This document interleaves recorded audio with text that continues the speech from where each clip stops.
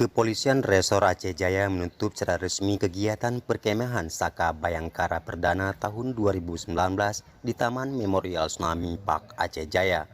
Kapolres Aceh Jaya Eko Purwanto mengatakan kegiatan perkemahan ini kita laksanakan dalam rangka persiapan Pertikaranas pada tahun 2020 di Cibubur nantinya. Selain itu, dengan adanya kegiatan ini dapat melahirkan generasi pemuka menjadi pelopor dan pionir bersama Kamtibmas serta masyarakat dan lingkungan, khususnya bagi mereka yang masih duduk di bangku belajar di jenjang pendidikan SMA dan SMK sederajat. Mudah-mudahan ini menjadi awal yang bagus untuk siswa dan siswi Aceh Jaya untuk berkiprah di tingkat nasional.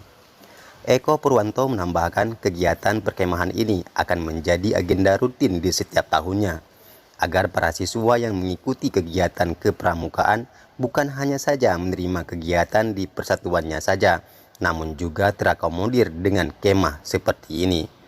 Perdana ini dengan kemasan yang ada, adik-adik kita yang sudah ikut bisa menceritakan kepada rekan-rekannya yang di bangku sekolah, sehingga tentunya dengan mereka bercerita tentang kegiatan apa yang dilaksanakan di sini dan apa kegunaannya, mudah-mudahan untuk rekan-rekan yang belum sempat mengikuti akan tertarik untuk mengikuti kegiatan-kegiatan positif terkait dengan kepramukaan.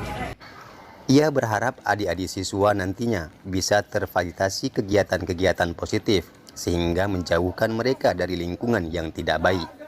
Peserta yang mengikuti perkemahan Saka Bayangkara ini meliputi Kecamatan Setiabakti, Kecamatan Krung Sabe, Kecamatan Darul Hikmah, dan Kecamatan Jaya.